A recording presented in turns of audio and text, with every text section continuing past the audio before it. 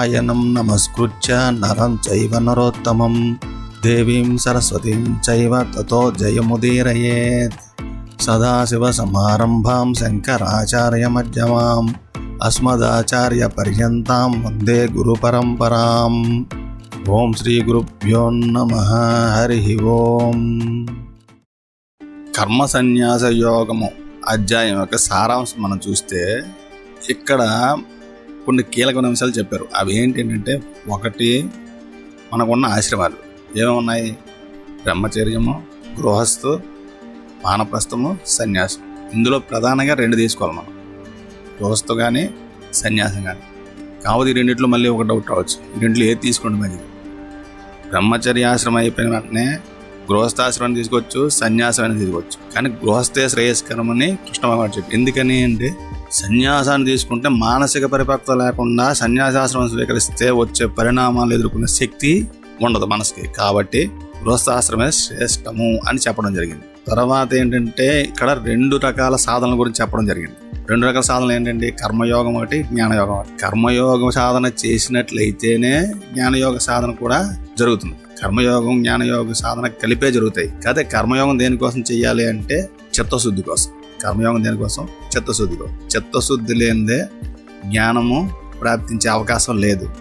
చిత్తశుద్ధి కలగాలి అంటే కర్మయోగం చేయాలి. కర్మయోగం చేస్తేనే చిత్తశుద్ధి వస్తుంది.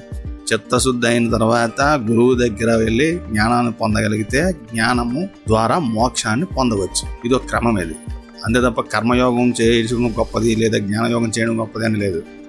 కర్మయోగైనా జ్ఞానయోగైనా జ్ఞానం ద్వారానే మోక్షం పొందాలి. కర్మ వల్ల మోక్షం అయితే రాదు. కర్మ వల్ల చిత్తశుద్ధి మాత్రమే వస్తుంది.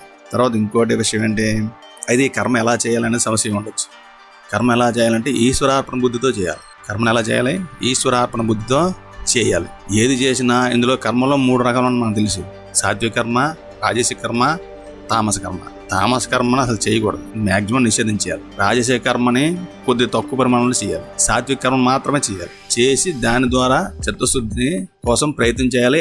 ఆ బుద్ధి కూడా ఈశ్వరార్పణ బుద్ధితోనే చేయాలి. అది ఈశ్వరార్పణ బుద్ధితో చేసినా వచ్చిన ఫలితం ఈశ్వర ప్రసాద బుద్ధితో స్వీకరించాలి. ఇప్పుడు మనం చేసినప్పుడు ఈశ్వరార్పణ బుద్ధితో చేసి తీసుకునేటప్పుడు అది ఏదో నాకు జరిగిపోయిందని కాకుండా ఈశ్వర ప్రసాద బుద్ధి తీసుకోగలగాలి. ఈ సాధన ఎవరైతే చేస్తారో వాళ్ళకి మానసికంగా చిత్తశుద్ధి కలిగేందుకు అవకాశాలు ఎక్కువగా ఉంటాయి. ఇది మనం చేయాల్సిన ఫస్ట్ పని. అయితే జ్ఞానయోగానికి అయితే అందరూ కంపల్సరీ వచ్చి తీరాలి. అయితే జ్ఞానయోగం అంటే ఏంటంటే, వేదాంత శ్రవణం చేయాలి. వేదాంత శ్రవణంలో ఏమో ఉంటాయి? శ్రవణం ఉంటుంది, మననం ఉంటుంది, జిజ్ఞాస ఉంటాయి. ఈ 3 కూడా ఒకదానితో ఒకటి గురువు దగ్గరికి వెళ్ళి చేయాల్సిన కార్యక్రమాలు. గృహస్థ కానీ సన్యాసి కానీ ఖచ్చితంగా ఇది చేసి తీరాల్సిందే. లేకుంటే మోక్షం వచ్చే అవకాశం అయితే లేదు. జ్ఞానం లేనిదే మోక్షం రాదు. ఇది శంకరుల వాక్యం. జ్ఞానమే మోక్షం. అయితే ఆత్మజ్ఞానం కలగాలంటే కంపల్సరీగా ఇవన్నీ కూడా చేయాలి.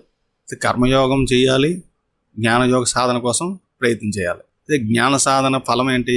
జ్ఞాన సాధనకి ఫలం ఏంటంటే 3 రకాలుగా ఉన్నాయని చెప్తున్నారు. 1 వైరాగ్యము, 2 జీవన్ముక్తి, 3 విదేహముక్తి. వైరాగ్యం అంటే ఏంటి అంటే, బాహ్య వస్తువుల మీద ఆనందం కోసం ఆధారపడకూడదు.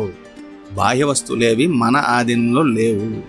వాతావరణమైన దేశం కానీ, ప్రభుత్వం కానీ, మనుషులు కానీ, పరిస్థితులు ఏవి మన ఆధీనంలో ఉండవు.